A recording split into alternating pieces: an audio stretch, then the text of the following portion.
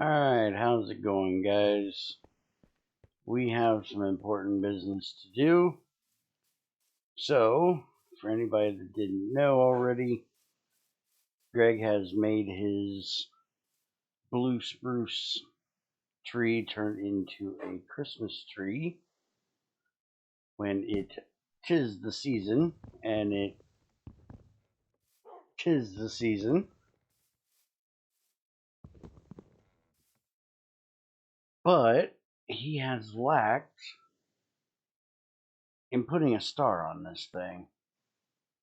So therefore, we have to right that wrong today. So we are going to attempt, if anybody knows my decorating abilities, they aren't the greatest, but we are going to attempt put a star on this tree.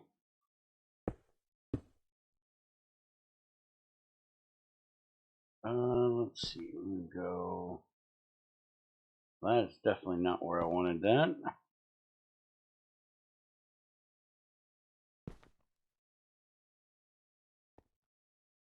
Okay, that might be the worst looking star that I've ever seen.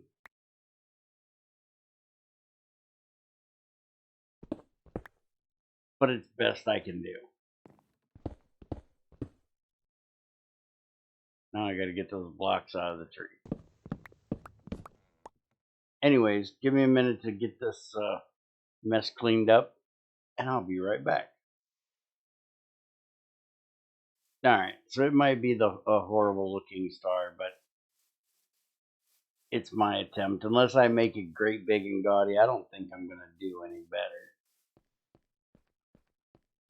I might play with it a little bit later and see what I can do. But let's get down to business here. So we finally got our T3 circuits made the other day, which means that we can finish up making our universal extender. So that's the first thing we need to do today. So they are very expensive. And to be honest, what I'm using them for is probably an absolutely terrible waste of material. But I don't want to waste a lot of fuel in doing this, so it's what we're doing. So what we're doing is we're making a set of squeezers, and we're using a rotational pump to keep from losing fuel, basically. So what we're doing is we're putting a squeezer here, which we need to actually move this up one. And actually, let's do it over here on this wall. No, we're fine where we're at. Alright, so we're going to put a squeezer here. We're going to put a squeezer there. And then we want to actually use a rotational engine to distribute our KU to both of our machines. Because what a rotational engine does is it's kind of like a crankshaft in your car engine.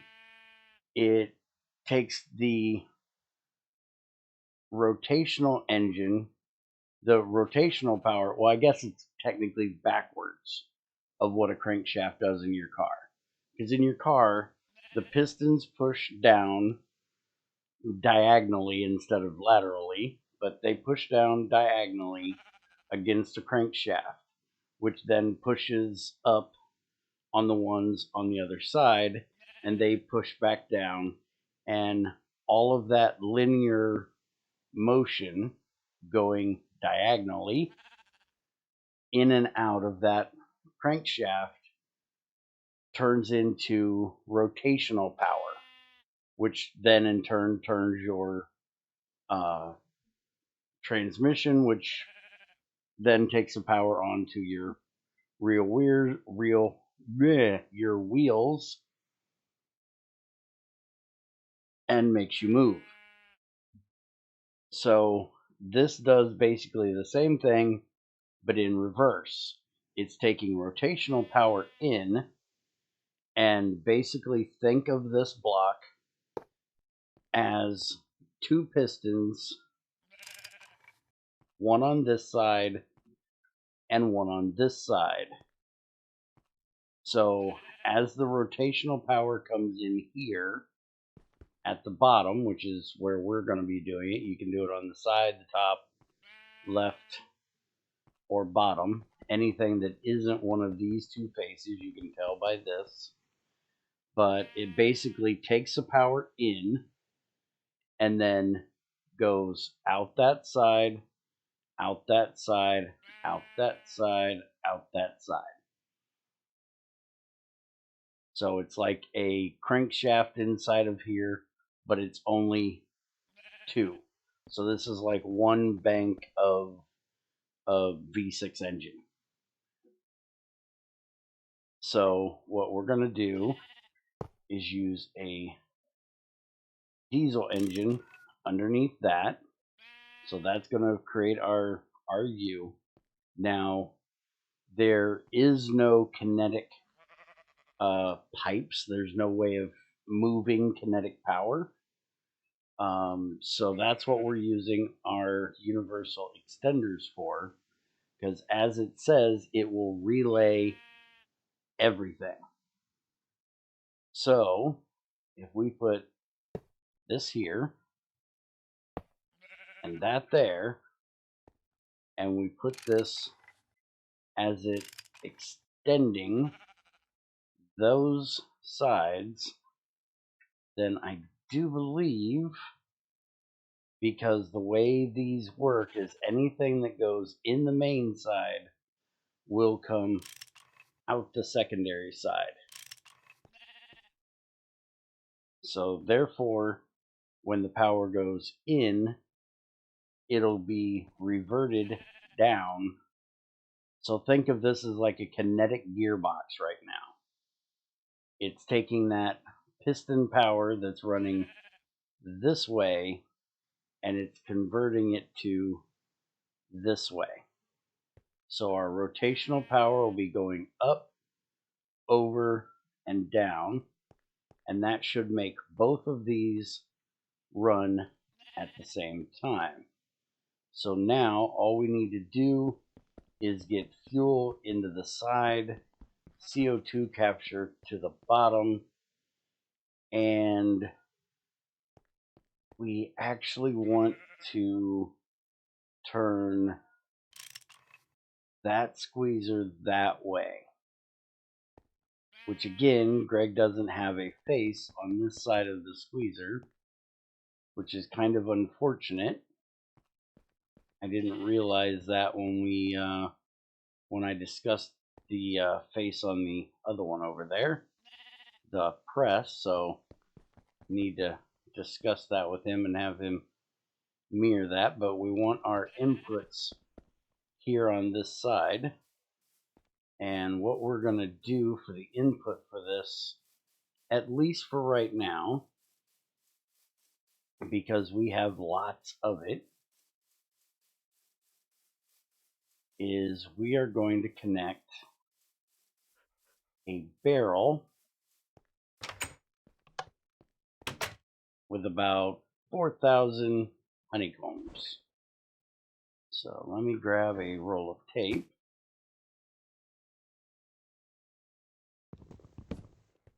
And we'll take this outside. Now, unfortunately, my bees have not gotten up to the ability where I can, they need to get to the third tier. Right now, we're only on the second tier, which is common because you start with the the wild bee, and then it goes to common, and then it goes to cultivated. And they will automatically go up or down. I have managed to get a cultivated drone, but I want to get a couple of them. So I've been grabbing them whenever I see one, which I've only seen one here recently. So I put it in here. Same with my stone bees down here. They have not gotten to the 3rd tier yet. They are only on rocking. They start at stoned, and then they go to rocking, and then they go to heavy metal. And I am still on rocking. I have gotten a heavy metal once, but it already died. And that one keeps trying to go back to stoned on me, which is annoying me. And the reason why I point this out to you is the fact that you have to have the 3rd layer of B to be able to get to the advanced bumbleberry, which is the only one that you can automate getting the honeycombs out of. So for right now, I can't automate the honeycomb production. You have to have one of the level 3 combs. So for like the that's the other ones. Where is, let's see, I can put this in here. Comb. So all of your regular bees, your wild, your captive, your common, your cultivated, those will all give this regular honeycomb. But then that's the same with the rock,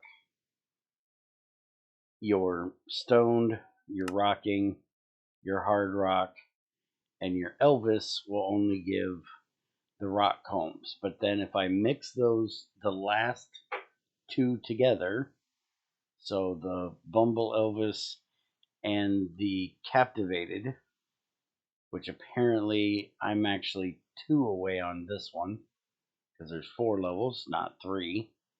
I'm still trying to learn these bumblebees, but I should be able to mix the last 2 of them together and get one of these next tier B, and then that's what I need for like the clay comb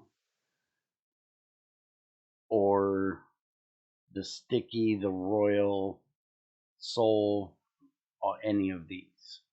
I don't know what it is that I will actually get, but I can get one of them that way. And those combs are the ones that's needed to make that advanced bumbleberry that you can actually pull the combs out of. Now, I do have forestry in here. I do have some apiaries that I have robbed from a village. So I can automate these bees, which I may do over there if I start running low on combs. But the nice thing is there are 18 slots in here. So I can, just come out and grab them, kind of like the sticky resin. It's not a big deal. Just once every now and then come out, pick the stuff up, and go throw it in the barrel, which is what I'm going to be doing for now. I just got done collecting what we did have. So we're going to take this out here, and we're going to connect it. Now, one thing I am going to have to do, which I didn't think of when I built this building and decided to put this right here where I did, is I need to, one, get out of my bee suit. Buzz, buzz. I'm a bear bee. Anyways, one thing I didn't think of was the fact that I've got to get the wax out of here. So might have to deal with that. But I'm going to go ahead and set this up at least to show you guys how we're going to do it. And I may have to move it around just a bit later. But that's how we're going to input. We're going to hit that, which will fill the inventory below. That'll send that out to each one of these. So then we have our combs in each one of our squeezers. So let's go grab a bit of fuel and get this thing turned on and make sure everything is working. Give me just a minute. I'm going to run down and steal it off the pump. I'll be right back. Alright, I figured while I was here I would show you guys. I still have not automated the fuel down here. I haven't needed to. I have pumped a whole lot of lava, and I am still working on that first drum. We have cleared out this entire area of lava here, which was up to this level, and we've actually been manipulating lava around. So we pulled everything that was on this level. There was a bunch of obsidian here that I mined out, and we basically did this step thing to get it over to where the pump is. There was just lava back here, which is now down an extra layer, which we have manipulated down through this tunnel. Hence why we have all of this cobblestone here everywhere in my face. So we haven't had to move the pump. Since it was back over there, I moved it over here, and I've gotten all of that. And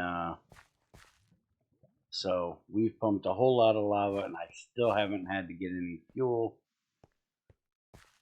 We've actually gotten lava all the way around through the back of there. So we're doing a lot of lava cleaning up. But I just wanted to show you guys that we have been using a lot of lava and very little fuel. So it is a very cost-effective way of getting lava. We have collected a lot of lava, making a lot of oil into a lot of fuel. The only issue with it is I have to move it a lot. And because of that, we're going to do something else today when we get this done. Alright, so, and to let you guys know, I had to move my miniature nether portal over here. It's rather annoying, but it's what I had to do. So we're going to put that there for right now. We're going to connect that there. And we need to do something to tell this engine when to shut off.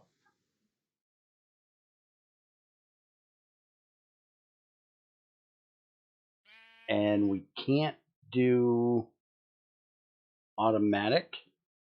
I don't believe that's going to work. I do have an automatic machine switch on me, so we can try it.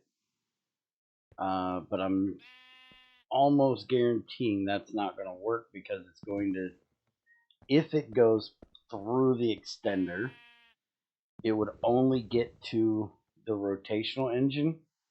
I don't believe it's going to get to the regular engine. But let's go ahead and turn this on.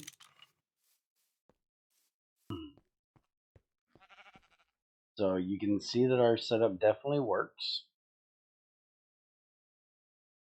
We're getting our honey. and we're getting our beeswax. So let's go ahead and stop that from auto-filling. Let's put our automatic machine switch on there and pull that out. And as you can see, that most definitely did not turn it off, which is what I was expecting. So let's go ahead and set that back up like that. And we're going to try to do... that is extending that, not this. We have to have the fuel come out the bottom. So we need to figure out a way to get a redstone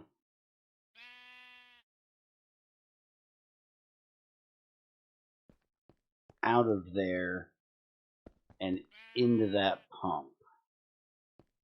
Let's go ahead and right now, since we know that ain't gonna work, take that off. So what we're gonna have to do is put a possible sensor on here, like what we've been using on the other ones. For right now, let's just disconnect this. It is going to waste a little bit of fuel because it's going to have to use whatever's in there. But we're going to have to put a possible sensor on here, which I think we may actually have to go through this pipe.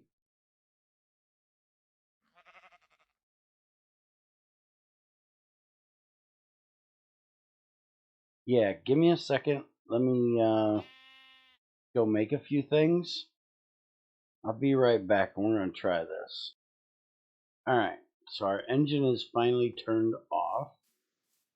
I went ahead and brought out a item barrel here for the the beeswax. Let's go ahead and see if this will work. So I should have an activity detector on both of these, but just for testing purposes, we're going to put one on this one, and then I'm going to have to turn that off so it'll stop pumping out. And we're going to put a redstone one there. I'll make another possible and put it on this one.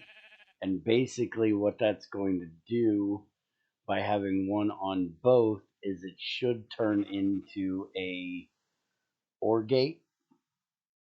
So if it gets a redstone signal from this one or a redstone signal from this one, it'll give it to this and it'll turn it off. That way we don't have it running unless both are possible.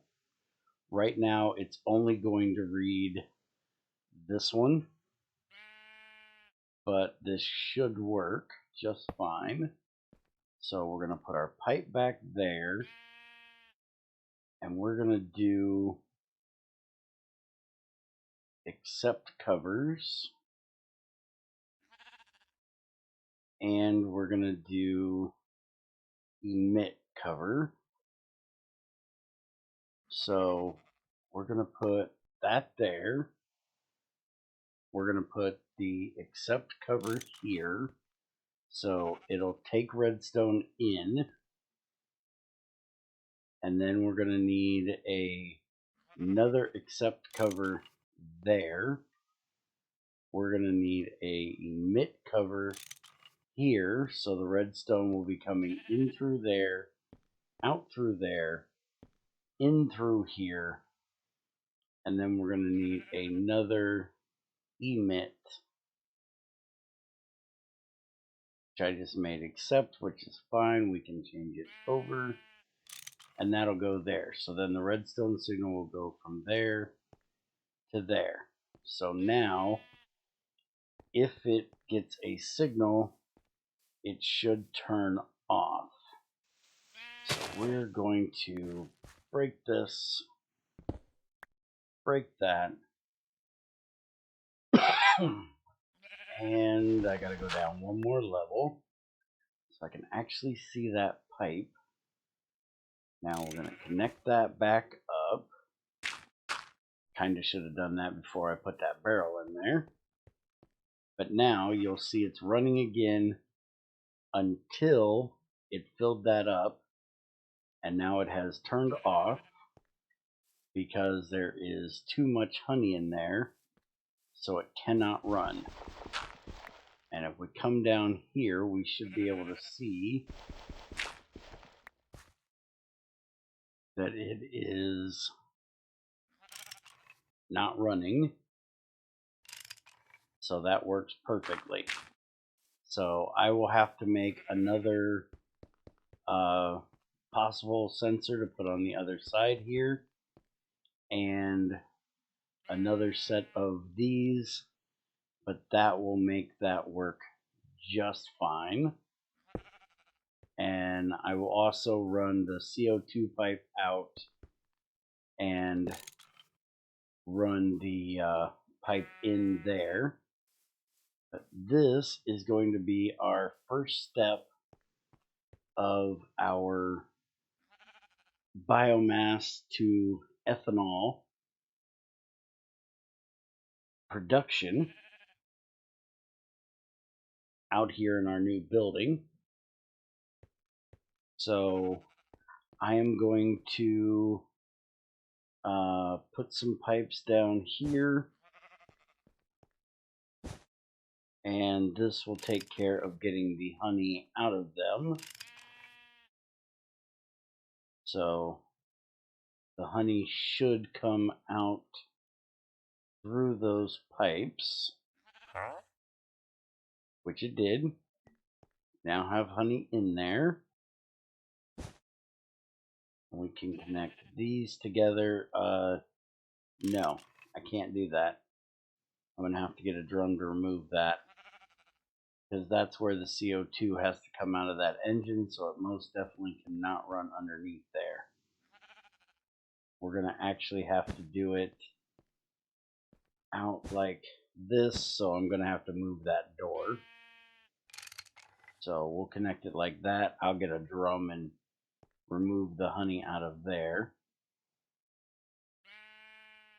And this will then be running into...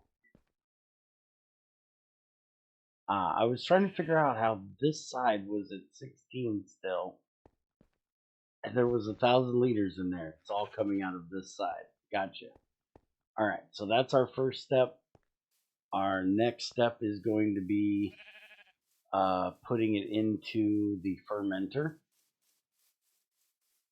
And we're going to go ahead and do that on the next one, because I do not have any more aluminum.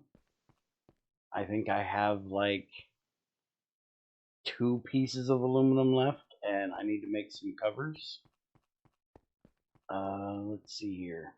I've got 3 pieces of aluminum left, and we need to make some more covers. So I'm going to have to do some processing of bauxite first. But we're going to be moving this basically out there and connecting up the biomass to the distillation tower finally, and getting our second distillation tower up and running. So I'm probably going to be setting up a vitriol of clay setup next, and that way we can get some more alumina to make some more aluminum. And then Friday's video should be finishing this up and getting our next distillation tower online. The other thing I did want to show you is that I'm going to connect up a light So I'm basically going to run this. I'm going to have to make some more red alloy wires, I do believe. I don't think this is going to be enough. But we're going to set up a light that comes off of here. And I think I need to go up one more. Because as of right now, with me using that lava power, I continually need to move the pump. And I normally have a rule about using lava from the nether.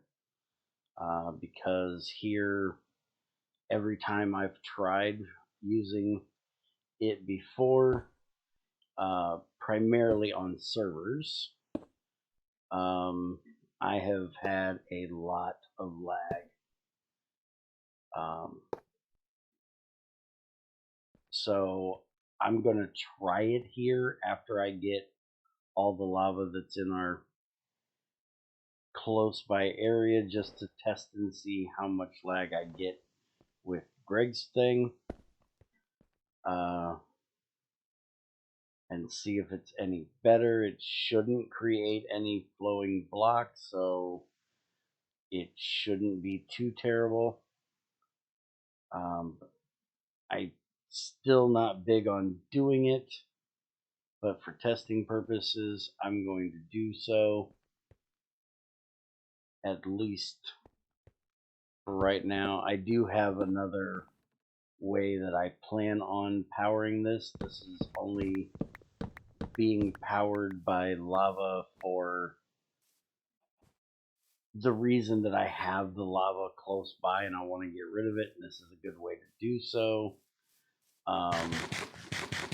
And once I set up the one in the nether and make sure that it's not lagging my game, and what hopefully wouldn't lag a server if it works, I will change over to the other fuel system that I have planned for it until I find more. But basically, that light is going to tell me if we need to change the pump to a new location. Basically, it's going to give me a signal, which I'm actually going to invert that signal because I want to know when it is running. And right now it's basically telling me when it's not running. I would rather have it the other way around. So we're just going to come back up here, and we're going to put this on the... Hello, why did you do that? That is so not what I told you to do. Give me that back. You need to go right there. Alright, so that's going to invert that signal. So when it's not running, the light will be off. And then I will know that I need to come down, or come out, go down, whatever, and move the pump, which I currently need to go do. So I'm going to do that. You guys have a good one, and I will be back next time with setting up a vitriol of clay. If you guys have any questions on my on the rotational engine, the universal extenders, or basically anything we've done in this episode or anything else, let me know down in the comments. Stop into our Discord. We have a GT6 help channel in there, and we'll be happy to answer any questions. But y'all have a good day, and I will see you next time.